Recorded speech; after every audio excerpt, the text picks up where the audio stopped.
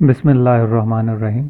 अब हम डिस्कस करते हैं ट्रांसक्रिप्शन इन यूकैरियोट्स। पिछले लेक्चर्स में जैसे हमने डिस्कस किया था ट्रांसक्रिप्शन का प्रोसेस प्रोकैरियोट्स में, जो कि ज़्यादा स्टडी किया है as compare to the eukaryotes. तो यूकैरियोट्स में भी थोड़ा बहुत डिफरेंस जो है वो होता है प्रोकैरियोटिक ट्रांसक्रिप्शन के नतीजे में। जैसा हमने लास्ट लेक्चर में डिस्कस किया कि प्रोकैरियोट्स में a single messenger RNA polymerase जो है वो प्रेजेंट होता है, that is responsible for the synthesis of messenger RNA, transfer RNA and ribosomal RNA के तीनों मुख्तलिफ तरह के आरएनए यही सिंगल आरएनए पॉलीमरेज जो है वो सिंथेसाइज करता है। और ये जो सिंगल आरएनए पॉलीमरेज है इसमें ये इंटरेक्ट करता है with the sigma factor for the recognition of promoters, और ये सिग्मा फैक्टर स्लाइटली डिफरेंट हो सकते हैं ताकि वो डिफरेंट प्रमोटर्स के साथ जो है वो अटैच हो, जबकि कोर एंजाइम जो है या कोर पॉलीमरेज जो है वो सेम रहता है इन सब केसेस में।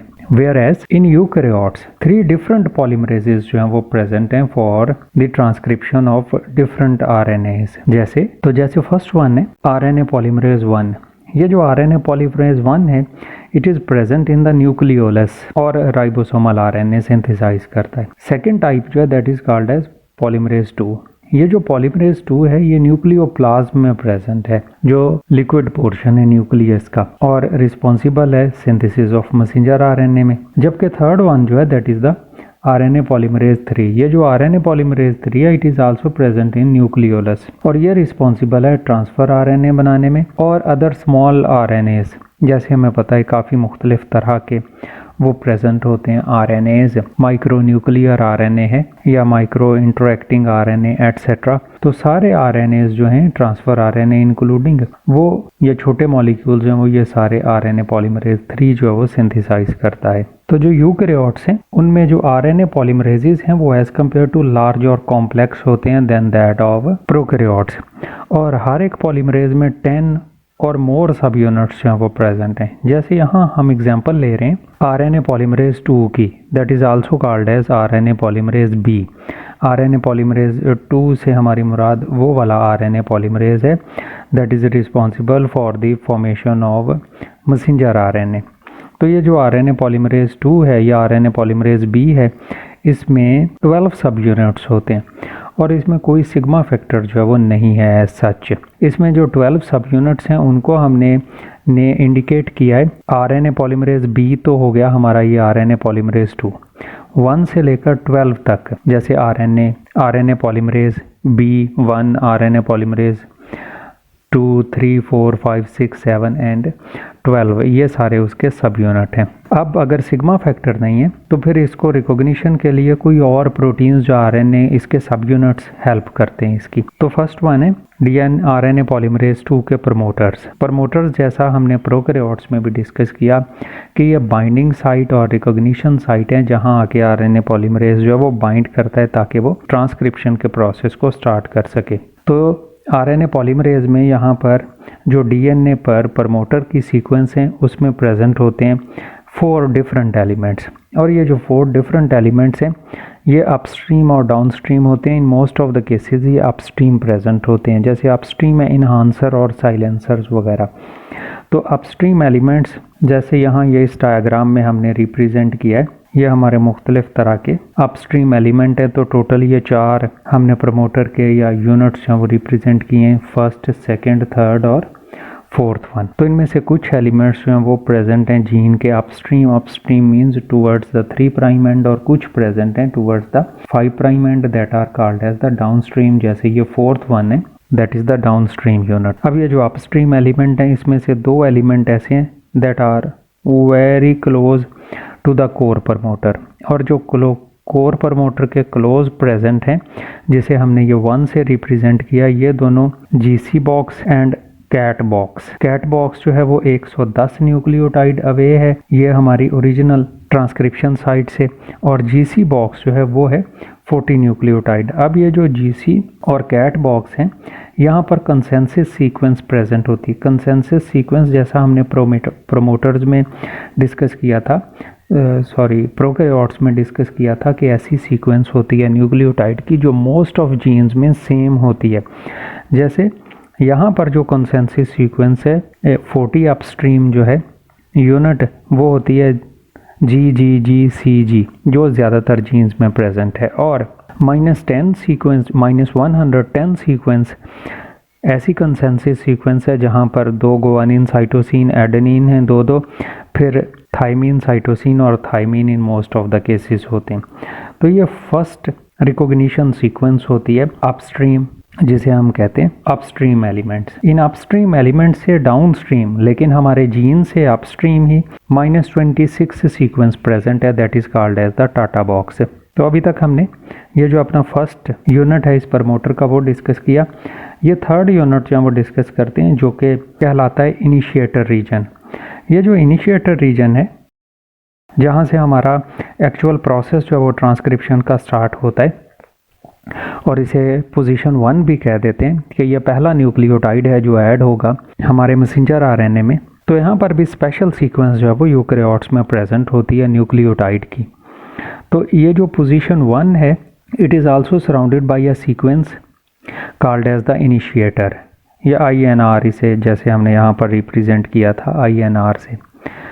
तो ये जो INR है, यहाँ पर जो हमारा पहला न्यूक्लियोटाइड जो कि हमारे जीन का पार्ट है वो यूजुअली होता है एडेनिन, जिसे हमने ये A से रिप्रेजेंट किया, जिसके राउंड अबाउट जो है वो प्रेजेंट होते हैं 3 प्राइम एंड पर भी और 5 प्राइम एंड पर भी काफ़ी सारे पायरिमिडीन्स। 3 प्राइम एंड पर तो प्रेजेंट हैं कि हमारा जो पहला न्यूक्लियोटाइड, जैसे अगर ये A ऐड होना है तो उससे आगे 5 न्यूक्लियोटाइड जो हैं वो कम से कम प्रेजेंट होते हैं पायरिमिडीन्स के, जो कि इनिशिएटर रीजन बनाते हैं। तो हमारा इनिशिएटर रीजन जो है, जो कि हमारे फर्स्ट न्यूक्लियोटाइड के इर्द गिर्द मौजूद है, जिसने मैसेंजर आरएनए में ऐड होना है, वहाँ पर वो यूजुअली होता है एडेनिन, और उसके इर्द गिर्द जो है वो पायरिमिडीन्स प्रेजेंट होते हैं towards the 3 prime and and towards the 5 prime and. अब हमारा ये जो टाटा बॉक्स और ये इनिशिएटर रीजन्स जो हैं, ये दोनों मिल के बनाते हैं हमारा कोर प्रमोटर,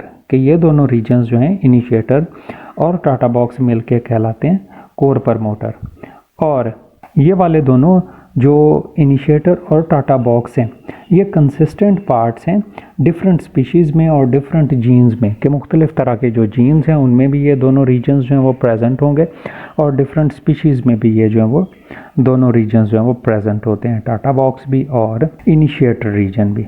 अब हम डिस्कस करते हैं little bit about the properties of the TATA box, जो कि -26 सीक्वेंस होता है यूकैरियोट्स में। तो ये जो टाटा बॉक्स है, कुछ जीन हो सकते हैं टाटा लेस प्रमोटर, कि ऐसी कंडीशन जिसमें टाटा बॉक्सेस जो हैं वो प्रेजेंट ना हो, और जबकि कुछ जीन्स में ये जो टाटा बॉक्स है, it is responsible for the proper orientation of polymerase, कि आरएनए पॉलीमरेज को ओरिएंटेट करवाता है, बाकायदा जगह दिखाता है कि यहाँ पर आपने जो है वो इस रीजन पर डीएनए पर बाइंड करना है। और अगर इस कंडीशन में हम एलिमिनेट कर दें टाटा बॉक्स यहाँ से, तो इन जीन्स में जो ट्रांसक्रिप्शन है वो रैंडम साइट से स्टार्ट हो सकती है, कि कहीं से भी स्टार्ट हो जाए, वो बस प्रॉपर जगह से स्टार्ट ना हो, प्रॉपर से हो भी सकती है समटाइम्स।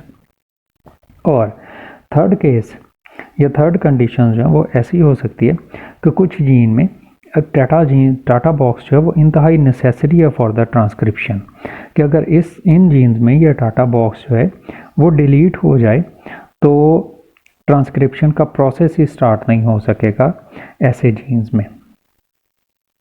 तो टाटा बॉक्स जो है वो 3 तरह से इम्पॉर्टेंट रोल प्ले करता है। एक तो कि कुछ ऐसे जीन्स जिनमें टाटा बॉक्स होता ही नहीं, कुछ ऐसे जिनमें टाटा बॉक्स का काम ही ओरिएंटेट करवाना कि ठीक है अगर मौजूद है तो वेल एंड गुड, और कुछ ऐसे कि जिनमें टाटा बॉक्स प्रेजेंट है और टाटा बॉक्स अगर रिमूव कर दिया जाए तो ट्रांसक्रिप्शन जो है वो स्टार्ट ही नहीं होगी। जिस तरह से यूकैरियोट्स और प्रोकैरियोट्स में थोड़ा डिफरेंस है उनके प्रमोटर्स में और इनिशिएशन में, तो इनिशिएशन में भी इसी तरह से डिफरेंस है यूकैरियोट्स में। यूकैरियोट्स में इनिशिएशन ऑफ ट्रांसक्रिप्शन जो है वो स्लाइटली डिफरेंट इस तरह से है कि यहाँ पर ट्रांसक्रिप्शन फैक्टर्स जो हैं वो प्रेजेंट हैं, और ट्रांसक्रिप्शन फैक्टर्स हम उन तमाम चीज़ों को कहते हैं जो ट्रांसक्रिप्शन में हेल्प तो करते हैं, रेगुलेट तो करते हैं ट्रांसक्रिप्शन को, लेकिन वो इटसेल्फ पार्ट नहीं होते आरएनए पॉलीमरेज का। जैसे प्री इनिशिएशन कॉम्प्लेक्स जो है उसमें प्रेजेंट है आरएनए पॉलीमरेज और उसके 6 जनरल ट्रांसक्रिप्शन फैक्टर्स जिन्हें हमने नाम दिए हैं ट्रांसक्रिप्शन फैक्टर ए, बी, डी, ई, एफ और एच। और ये जो ट्रांसक्रिप्शन फैक्टर्स हैं मुख्तलिफ तरह के, ये सारे प्रमोटर्स को रिक्वायर्ड होते हैं कि उनकी आइडेंटिफिकेशन हो सके। और दूसरा इंपॉर्टेंट वन कि ये जो ट्रांसक्रिप्शन फैक्टर्स हैं जिन्हें हम जनरल ट्रांसक्रिप्शन फैक्टर्स कह देते हैं, हर एक ट्रांसक्रिप्शन फैक्टर इनमें से ए, बी, डी, ई, एफ और एच जो है वो अपना स्पेसिफिक फंक्शन परफॉर्म करता है और एक ख़ास डिफाइंड ऑर्डर में ये बारी बारी जो है वो अपना रोल प्ले करते हैं आरएनए पॉलीमरेज के साथ मिल के इनिशिएशन कॉम्प्लेक्स बनाने में। तो अब हम डिस्कस करते हैं एक्चुअली ये ट्रांसक्रिप्शन फैक्टर्स जो हैं वो करते क्या हैं और कैसे रोल प्ले करते हैं। तो ट्रांसक्रिप्शन डी जो है वो सबसे पहले आके अटैच होता है टाटा बॉक्स पर। टाटा बॉक्स पर वो इसलिए अटैच होता है क्योंकि वो काफ़ी सारी प्रोटीन से मिलकर बना हुआ है, जिसमें से सबसे इम्पॉर्टेंट वन है टाटा बाइंडिंग प्रोटीन्स। तो ये टाटा बाइंडिंग प्रोटीन्स जो है वो हेल्प करती है ट्रांसक्रिप्शन फैक्टर डी की to bind on promoter sequence और टाटा बॉक्स। इसके बाद बारी आती है ट्रांसक्रिप्शन फैक्टर ए की, जो कि बाइंड करता है, जो कि इंटरेक्शन करता है डीएनए और ट्रांसक्रिप्शन फैक्टर डी दोनों के साथ और दोनों को एक दूसरे के साथ बाइंड करवाने में हेल्प करता है। After that transcription factor B जो है वो बाइंड करता है ट्रांसक्रिप्शन फैक्टर डी के साथ और ब्रिज के तौर पर रोल प्ले करता है ये टाटा बाइंडिंग प्रोटीन और पॉलीमरेज 2 के दरमियान में, ताकि पॉलीमरेज 2 जो है वो टाटा बाइंडिंग प्रोटीन के साथ जाके अटैच हो प्रमोटर्स पर, प्रमोटर सीक्वेंस या टाटा बॉक्स पर। इसके बाद बारी आती है ट्रांसक्रिप्शन फैक्टर एफ की। ट्रांसक्रिप्शन फैक्टर एफ जो कि टाइटली बाउंड करता है आरएनए पॉलीमरेज 2 के साथ और रिस्पॉन्सिबल होता है कि नॉन स्पेसिफिक बाइंडिंग ना हो जाए कहीं। ना सिर्फ ये नॉन स्पेसिफिक बाइंडिंग को रोकता है बल्कि ये ट्रांसक्रिप्शन फैक्टर ई के साथ मिल के सीटीडी फॉस्फेटेज की एक्टिविटी को भी कंट्रोल करता है। अब सीटीडी फॉस्फेटेज क्या बना है? सीटीडी फॉस्फेटेज एक एंजाइम है जो कि फॉस्फेट ग्रुप्स जो हैं उन्हें रिमूव करवाता है सी टर्मिनस से। अब C terminus domain, CTD stands for C terminus domain. तो सी टर्मिनस मीन्स जैसे हमें पता है हर प्रोटीन जो अमीनो एसिड से मिलकर बनी हुई है तो उसमें एक साइड पर अमीनो एसिड का कार्बोक्सिलिक एंड और दूसरी साइड पर अमीनो एंड होता है। तो इसी तरह से आरएनए पॉलीमरेज का वो एंड जहाँ पर उसमें कार्बोक्सिलिक एंड है या कार्बन प्रेजेंट है, that is called as the C terminal domain. तो ये जो सी टर्मिनल डोमेन है वहाँ पर फॉस्फेट ग्रुप अटैच करवाता है ट्रांसक्रिप्शन फैक्टर ई और सीटीडी फॉस्फेटेज जिसको एक्टिवेट करता है फिर ट्रांसक्रिप्शन फैक्टर एफ, वो रिस्पॉन्सिबल होता है कि यहाँ से फॉस्फेट ग्रुप्स को रिमूव कर दे ताकि दोबारा यूज़ हो सके डीएनए आरएनए पॉलीमरेज 2। अब बारी आती है ट्रांसक्रिप्शन फैक्टर ई की जो कि इंटरेक्ट करता है अनफॉस्फोराइलेटेड पॉलीमरेज 2 के साथ। अनफॉस्फोराइलेटेड मीन्स कि उसका सी टर्मिनस जो है या सी टर्मिनल डोमेन्स जो है वहाँ पर फॉस्फेट ग्रुप अटैच नहीं है। तो ये सबसे पहला काम तो ये करता है कि फॉस्फोराइलेशन करते हैं ई और एच जो हैं ये दोनों मिल के, और जो ही इनकी फॉस्फोराइलेशन हो जाती है आरएनए पॉलीमरेज 2 की तो ये रिस्पॉन्सिबल होते हैं कि डीएनए के दोनों स्ट्रैंड्स जो हैं उन्हें एक दूसरे से सेपरेट आउट कर दें। तो डीएनए के दोनों स्ट्रैंड्स जब एक दूसरे से सेपरेट आउट होते हैं इसे हम कहते हैं ओपन कॉम्प्लेक्स बन गया है। तो अब इनिशिएशन कॉम्प्लेक्स जो है वो हो जाता है कंप्लीट, जिसमें सारे इनिशिएशन फैक्टर्स मौजूद हैं और सी टर्मिनल डोमेन जो है वो भी हो गया है फॉस्फोराइलेटेड। उन फॉस्फेट ग्रुप्स को हमने यहाँ पर रिप्रेजेंट किया है लॉलीपॉप लाइक स्ट्रक्चर से इस डायग्राम में, जो कि सी टर्मिनस पर अटैच हैं। जब एक दफ़ा ये ओपन कॉम्प्लेक्स बन जाता है तो फिर इसमें से रिमूव हो जाते हैं ट्रांसक्रिप्शन फैक्टर बी, ई और एच। आरएनए पॉलीमरेज जो है वो अपनी फॉस्फोराइलेटेड फॉर्म में ट्रांसक्रिप्शन फैक्टर एफ के साथ मिल के मूव करता है towards the 3 prime end of the DNA और ट्रांसक्रिप्शन का प्रोसेस जो है वो कंटिन्यू रखता है। जबकि transcription factor D, transcription factor A ये दोनों अटैच रहते हैं एट द टाटा बॉक्स। तो चूँकि आरएनए पॉलीमरेज की एक्टिविटी होती है फ्रॉम 5 प्राइम टू 3 प्राइम, तो आरएनए बनता है 5 प्राइम से 3 प्राइम की तरफ, जबकि टेम्पलेट स्ट्रैंड जिसके सामने वो बन रहा होता है वो होता है from 3 prime to 5 prime. Towards the end of the transcription जो ट्रांसक्रिप्शन फैक्टर एफ है वो एक्टिवेट करता है CTD फॉस्फेटेज को, जो RNA पॉलीमरेज पर जो अटैच फॉस्फेट ग्रुप हैं उसके C टर्मिनस पर उन्हें कर देता है रिमूव, जिस वजह से इसकी एक्टिविटी जो है वो हो जाती है लॉस और ये अलहदा हो जाता है ट्रांसक्रिप्शन बबल से। और ये दोनों फिर ट्रांसक्रिप्शन फैक्टर एफ और RNA पॉलीमरेज रिसाइकल होते हैं ताकि दोबारा जो है वो यूज़ हो सकें for the new cycle of transcription. Next हम थोड़ी सी बात करते हैं इलोंगेशन की।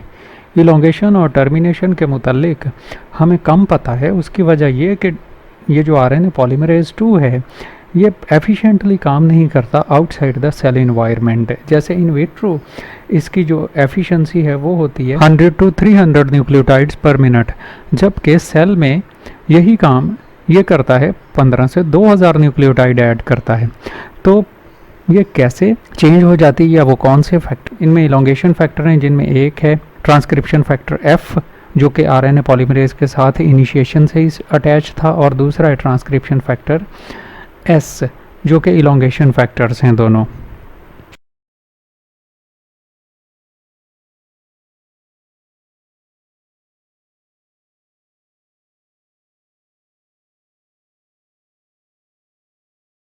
DNA पर ऐसे न्यूक्लियोटाइड के सीक्वेंसेस जहां पर हेजिटेट करता है RNA पॉलीमरेज जो है मैसेंजर RNA को सिंथेसाइज करवाना, वो कहलाती हैं पास साइट्स। तो ये जो पास साइट हैं अगर ज़्यादा देर के लिए यहाँ पर RNA पॉलीमरेज कॉम्प्लेक्स जो है वो स्टे करे तो ये फॉल ऑफ हो जाते हैं और टर्मिनेशन यहाँ पर हो जाती है मैसेंजर RNA सिंथेसिस की। जबकि कुछ साइट्स जो हैं they are known as anti termination. तो इलोंगेशन जो है अगर प्रोसीड कर जाए ऐसी पास साइट से या टर्मिनेशन पॉइंट से, तो ऐसी कंडीशन कहलाती है एंटी टर्मिनेशन, जिसके नतीजे में टर्मिनेशन साइट से आगे जो है वो मैसेंजर RNA सिंथेसाइज हो जाता है समटाइम्स।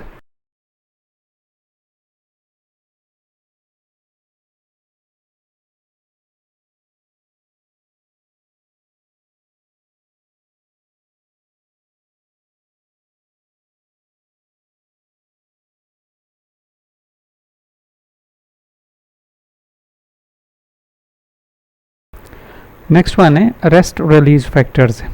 ट्रांसक्रिप्शन फैक्टर एस की जो क्लास है इलोंगेशन फैक्टर्स की, ये ऐसे इलोंगेशन फैक्टर हैं जो रिस्पॉन्सिबल हैं कि RNA पॉलीमरेज अगर पास साइट पर पास हो जाए तो उसे यहाँ से रिलीज़ करवाते हैं और ट्रांसक्रिप्शन के प्रोसेस को कंटिन्यू करते हैं। ये जो ट्रांसक्रिप्शन एलोंगेशन फैक्टर्स हैं ये दो तरह के हो सकते हैं, positive transcription elongation factors and negative transcription elongation factors, जो पॉजिटिव वे में और नेगेटिव वे में इलोंगेशन जो है वो करते हैं। नेक्स्ट वन है टर्मिनेशन। टर्मिनेशन उस वक्त बिगिन होती है जब RNA पॉलीमरेज जो है वो स्टॉप हो जाए।